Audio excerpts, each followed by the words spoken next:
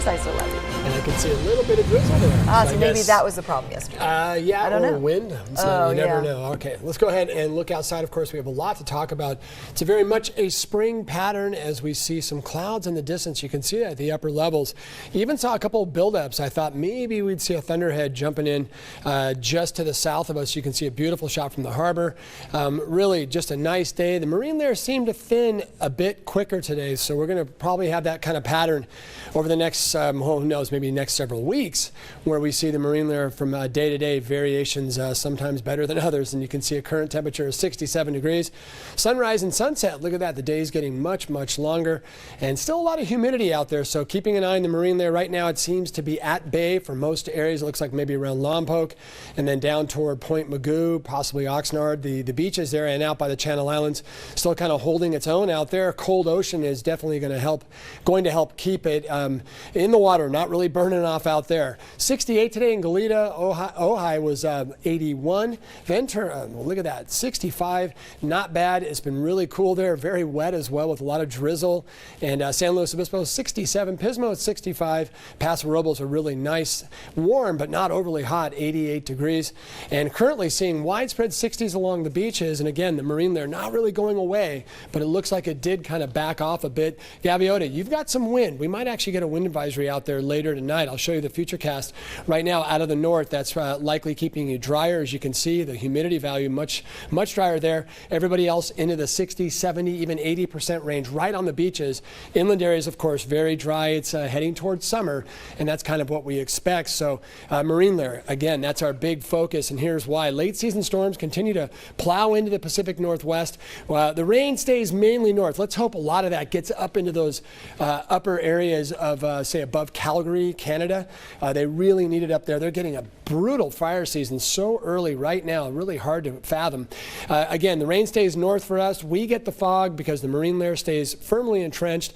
And then we look to our east, and this is the time of year. Big atmospheric systems, high pressure, low pressure, wherever they park themselves, can drive subtropical moisture from the Gulf of Mexico all the way up into the desert southwest, this part of the world right here, California, Arizona.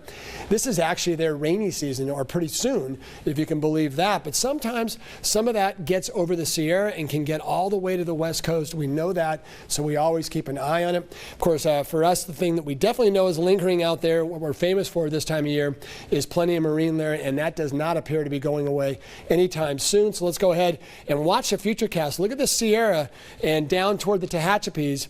I'll stop it on, look, I think it was about Monday. Tomorrow night, maybe some, but then Monday afternoon, we see some moisture right there trying to work its way into the region. Probably won't happen, but it's always fun to keep an eye on the monsoon. And there's your marine layer for both Sunday, and then we'll fast forward about, 24 hours to Monday, and you can see really no big changes. Some reduced visibilities, possibility of drizzle the next couple of days. A front, more Pacific energy, will move in by Tuesday, and that will likely deepen the marine layer over the next few days. Maybe tomorrow will be a lot like today, but Monday, Tuesday, wouldn't be surprised if we see sort of an enhancement. There's the 32-mile-an-hour wind, excuse me, for Gaviota, so we might get a wind advisory tonight. It doesn't appear to come back again tomorrow night. And then your temperatures, 50s for the most part in the mornings. Tomorrow we'll go into the 60s, a few 70s maybe along the coastal plains, probably not too many of those. Inland areas, though, back into the 70s and 80s. It looks like another beautiful day. Look at that, no 90s on the map. And then as we head toward Monday, same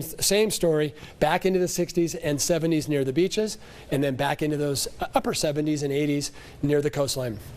There's your Santa Barbara South Coast forecast out toward Gaviota. Of course, always beautiful out there, one of the most gorgeous places on the planet, and just absolutely stellar. Fog, of course, will be a big part of your forecast for Sunday morning on the beaches. Let's hope, we'll keep our fingers crossed that it does back off for most areas by the afternoon so you can get a bit of a taste of beach weather. Otherwise, it might stay on the cool side. Same story for Ventura County.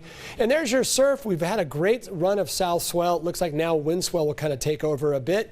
And your 7-day forecast, little change through Tuesday, a deepening marine layer, slightly cooler. Then the sun comes back, and that's the front passing the region. And as it does, we'll get kind of a flush of both the clouds and the atmosphere, and that will likely bring more sun, but not a real big warm up.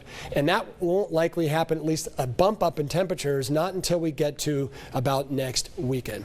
We're going to send it a break, and we'll be right back.